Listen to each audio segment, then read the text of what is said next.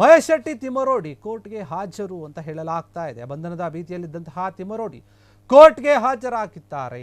Warrant ಜಾರಿ ಆದಂತಹ ಬೆನ್ನಲ್ಲೇ ಬೆಳ್ತಂಗಡಿ ಕೋರ್ಟ್ಗೆ ಕೋರ್ಟ್ನ ಮುಂದೆ ಬಂದು ತಿಮ್ಮರೋಡಿ ಹಾಜರಾಗಿದ್ದಾರೆ ಅಂತ ಹೇಳಲಾಗ್ತಾ ಇದೆ.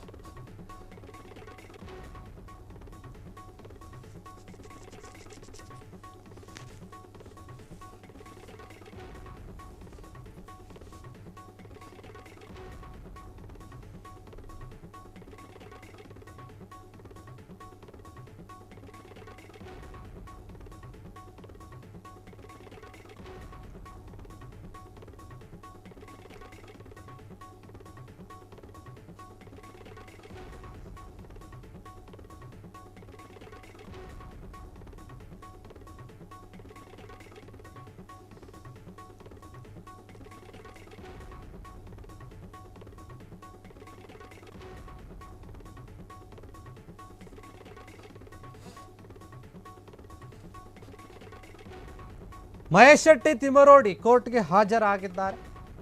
ಬಂಧನದ ಭೀತಿಯಲ್ಲಿದ್ದರು ಆ ತಿಮ್ಮರೋಡಿ ಈಗ ಕೋರ್ಟ್ಗೆ ಹಾಜರಾಗಿರುವಂಥದ್ದು. ಸೌಜನ್ಯ ಪರ ಹೋರಾಟಗಾರರಾಗಿ ಸಾಕಷ್ಟು ಗುರುತಿಸಿಕೊಂಡಿದ್ರು. ಅದೇ ವಿಚಾರವಾಗಿ ಕೆಲವೊಂದು ವಿವಾದಗಳು ಕೂಡ ಕೇಳಿ ಬಂದಿತ್ತು. ಅವರು ಕೋರ್ಟ್ಗೆ ಹಾಜರಾಗಬೇಕು ಅಂತ ಹೇಳಿ ನೋಟಿಸ್ ಕೂಡ ಕೊಟ್ಟಿದ್ರು. SIT ಅಧಿಕಾರಿಗಳು ಪೊಲೀಸರು ಕೂಡ ನೋಟಿಸ್ ಮೇಲೆ ನೋಟಿಸ್ಗಳನ್ನು ಕೊಡ್ತಾ ಇದ್ರು. ಹೀಗಾಗಿ ನೀವು ಬರಲೇಬೇಕು ಕೋರ್ಟ್ಗೆ ಅಂತ ಹೇಳಿದ್ರು. ಬರದೇ ಇದ್ದರೆ ಅವರ ಬಂಧನ ಆಗುವಂತಹ ಒಂದು ವಿಚಾರ ಕೂಡ ಇತ್ತು. ಹೀಗಾಗಿ ವಾರೆಂಟ್ ಜಾರಿ ಆದಂತಹ ಒಂದು ಹಿನ್ನೆಲೆ ಬೆಳ್ತಂಗಡಿ ಕೋರ್ಟ್ಗೆ ತಿಮ್ಮರೋಡಿ ಹಾಜರಾಗಿದ್ದಾರೆ.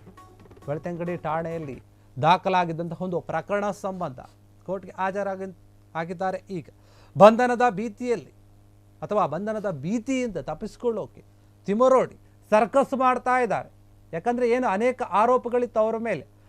ಹೀಗಾಗಿ ಆತುರವಾಗಿಯೇ ಕೋರ್ಟ್ಗೆ ಹಾಜರಾಗಿದ್ದಾರೆ ಮಹೇಶ್ ಶೆಟ್ಟಿ ತಿಮ್ಮರೋಡಿ.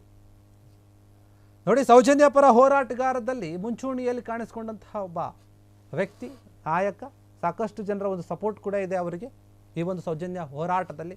ಏನೇ ಆದರೂ ಸರಿ, ನಾವು ಸೌಜನ್ಯ ಪರವಾಗಿ ಏನು ಹೋರಾಟ ಮಾಡ್ತಿದ್ವಿ ಅದನ್ನು ಯಾರು ತಡೆಯೋಕೆ ಆಗಲ್ಲ, ಮತ್ತು ನಾವು ಕೂಡ ನಿಲ್ಲಿಸೋದಿಲ್ಲ ಅಂತ ಹೇಳಿ ಅನೇಕ ಬಾರಿ ಹೇಳಿಕೊಂಡಿದ್ರು. ಕೆಲವೊಂದು ವಿಚಾರದಲ್ಲಿ ಅವರಿಗೆ ಬಂಧನದ ಭೀತಿ ಕೂಡ ಇತ್ತು. ಹೀಗಾಗಿ ಎಲ್ಲೋ ಒಂದು ಕಡೆ ಅವರು ಕಾಣಿಸ್ಕೊಳ್ತಾ ಇರಲಿಲ್ಲ. ಸಾಮಾಜಿಕವಾಗಿ ಕೆಲವೊಂದು ಕಾರ್ಯಕ್ರಮಗಳು ನಡೆದರೂ ಕೂಡ ಅವರು ಬರ್ತಾ ಇರಲಿಲ್ಲ. ಹೀಗಾಗಿ ಕೆಲವರು ಹೇಳ್ತಾ ಇದ್ರು ಮಹೇಶ್ ಶೆಟ್ಟಿ ತಿಮ್ಮರೋಡಿ ಬಂಧನದ ಭೀತಿಯಿಂದ ತಲೆಮರೆಸ್ಕೊಂಡಿದ್ದಾರೆ, ಅದಕ್ಕೆ ಎಲ್ಲೂ ಕಾಣಿಸ್ಕೊಳ್ತಾ ಇಲ್ಲ ಅಂತ. ಆದರೆ ಅವರು ಹೇಳ್ತಾರೆ, ನಾನು ಸೌಜನ್ಯ ಪರವಾಗಿ ಹೋರಾಟ ಮಾಡ್ತಾ ಇದ್ದೀನಿ, ಇಲ್ಲ ಸಲ್ಲದಕ್ಕೆ ನಮ್ಮ ಮೇಲೆ ಆರೋಪಗಳನ್ನು ಮಾಡ್ತಾ ಇದ್ದಾರೆ. ಅದೇನು ಮಾಡ್ತಾರೋ ಮಾಡಿ, ನಾವು ಮಾತ್ರ ಹೋರಾಟವನ್ನು ಮಾಡೋದು ಬಿಡೋದಿಲ್ಲ ಅಂತ ಹೇಳಿದರು. ಈ ಒಂದು ಧರ್ಮಸ್ಥಳದ ಒಂದು ಸುತ್ತಮುತ್ತ ಏನು ಸಾಕಷ್ಟು ನೋವುವಂತಹ ಪ್ರಕರಣ ಆಗಿರ್ಬೋದು, ಆ ಒಂದು ವಿಚಾರದಲ್ಲಿ ಮಾತನಾಡಿದ್ರು. ಇನ್ನು ಮುಖ್ಯವಾಗಿ ಸೌಜನ್ಯ ಒಂದು ಹೋರಾಟದಲ್ಲಿಯೂ ಕೂಡ ಮಾತನಾಡ್ತಾ ಇದ್ದು. ಹೀಗಾಗಿ ಇಷ್ಟೆಲ್ಲ ವರ್ಷ ಆದರೂ ಕೂಡ ಸೌಜನ್ಯಕ್ಕೆ ನ್ಯಾಯ ಸಿಗುತ್ತಾ ಇಲ್ಲ. ಆದರೂ ಕೂಡ ನಾವು ನಮ್ಮ ಹೋರಾಟವನ್ನು ಮುಂದುವರಿಸ್ತೀವಿ ಅಂತ ಹೇಳಿ ಮಹೇಶ್ ಶೆಟ್ಟಿ ತಿಮ್ಮರೋಡಿ ಮಾತನಾಡ್ತಾ ಇದ್ದರು.